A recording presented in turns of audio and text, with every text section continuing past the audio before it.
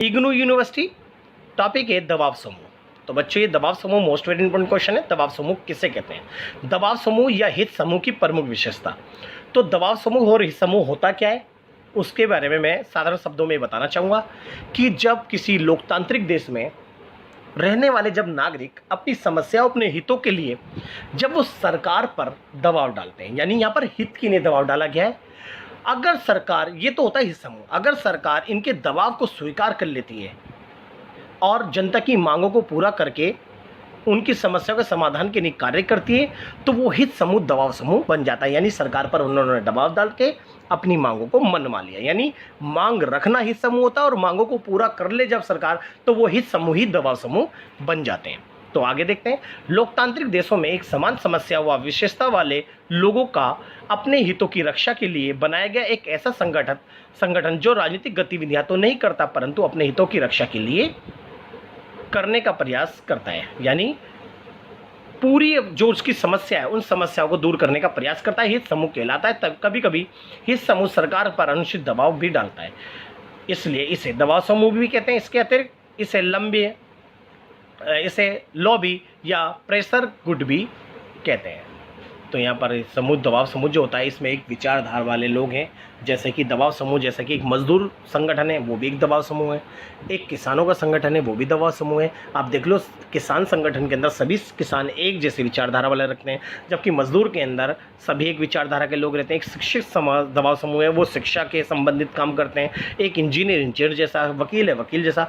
तो याद रखना, जो दबाव समूह होते हैं उसमें सभी एक विचारधारा वाले लोग होते हैं और वो अपनी समस्याओं के प्रति सरकार पर दबाव डालते हैं। तो उसे ही हम दबाव समूह कहते हैं। तो दबाव समूह की प्रमुख विशेषताएं या लक्षण निम्नलिखित हैं। पहली बात करते हैं, भारत में दबाव समूह की विशेषता क्या है? पहला, राजनीतिक दल द्वारा संगठित। अधिकतर राजनीतिक दल अपने स्वार्थ के लिए समाज के अंदर विभिन्न दबाव समूह की स्थापना कर देते हैं, क्योंकि वो ये चाहते हैं कि उनके द्वारा बनाए गए दबाव समूह जनता के अंदर रहकर, जनता के दिलों को जीत कर, जनता के हितों के काम कर कर चुनाव में उनको, चुनाव के समय वो दबाव समूह राजनीतिक दलों को वोट दिला सके। इसलिए राजनीतिक दलों द्वारा संगठित दबाव समूह बहुत सारे पाए जाते हैं। नेक्स्ट है जाति पर आधारित समूह।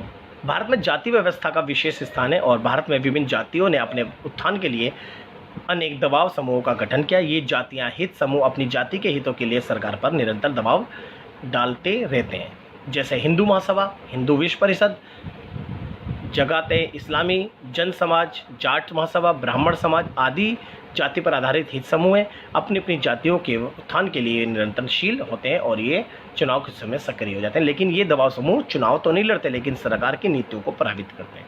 दूसरा, सरकार पर दबाव डालते हैं। दबाव समूह अपने हितों के लिए सरकारी नीतियों के अपने पक्ष में, यानी सरकारी नीतियों को अपने पक्ष में करने का प्रयास करते हैं तथा सरकार पर दबाव डालने के लिए हड़ताल, धरना जैसे माध्यमों का सहारा लेते हैं तथा प्रचार करके जनमत को अपने पक्ष में मतलब षड्यंत्र में प्रभावित करने का प्रयास करते हैं, जनमत को अपने पक्ष में प्रभावित करने का प्रयास करते हैं। तो ये दबाव समूह सरकार पर दबाव डाल के अपनी समस्या को दूर करते हैं।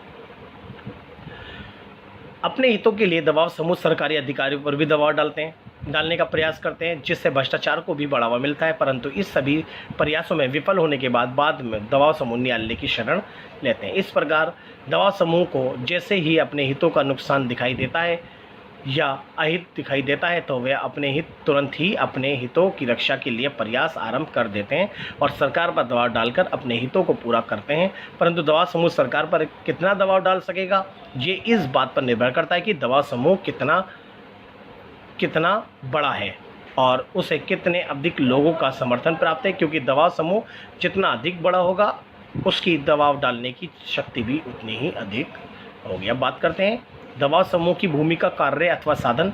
भारत में और प्रत्येक लोकतांत्रिक देश में दबाव समूह सरकार की नीतियों और कार्यक्रमों को प्रभावित करते हैं तथा ऐसे साधनों का उपयोग करते हैं जिससे कि सरकार उनकी बात मानने के लिए बाध्य हो जाती है। दबाव समूह की भूमिका निम्नलिखित है, यानी कार्य। पहला है, दबाव समूह किसी विषय पर अपने विचार प्रकट करते हैं और एक ही विषय पर विभिन्न दबाव समूह अलग अलग विचार प्रकट करते हैं, जिसके कारण जनता को किसी घटना के संबंध में विभिन्न पक्षों का पता चलता है, जिससे जनमत के निर्माण में सहायता मिलती है। जब दबाव समूह अपनी मांगों को रखते हैं, अलग अलग दबाव समूह, तो जनता उनकी विचारधारा को समझती है और सरकार उनके अनुसार ही अपनी नीतियाँ बनाती है। दूसरा, दबाव समूह अपने उद्देश्यों की प्राप्ति के लिए जनता को अपने पक्ष में जागृत करते हैं जिससे कि सरकार उनकी बात मानने के लिए बाध्य हो जाए। तो दबाव समूह अगर समाज में के लोगों के हित या उनको अगर किसी समस्या का समाधान करना है तो दबाव समूह उनको अपने साथ मिलाकर वो सरकार पर दबाव डालते हैं और सरकार उनकी बात को मानने के लिए बाध्य हो जाती है। दबाव समूह अपने हितों के अनुकूल कानून बनवाने के लिए संसद सदस्यों और विधायकों को प्रभावित करते हैं और उन्हें अपने दृष्टिकोण से अवगत कराते हैं। और नेक्स्ट है, भारतीय दबाव समूह और राजनीतिक दलों के बीच घनिष्ठ संबंध होता है, इसलिए प्रत्येक राजनीतिक दल दबाव समूह का समर्थन प्राप्त करता है, क्योंकि उन्हें पता है कि चुनाव के समय जो ये दबाव समूह जो है आम जनता के अंदर रहकर काम करते हैं, जनता इनकी बातों को मानेगी। इसलिए राजनीतिक दल जितने ज़्यादा दबाव समूह को खुश करता है और जितने दबाव समूह को अपने फेवर में करता है, तो वही राजनीतिक दल चुनाव में जीत का हकदार ज़्यादा बनता है। तो ये हमारे दबाव समूह इस समूह के ऊपर था, इसे बहुत अच्छे से कर लीजिएगा।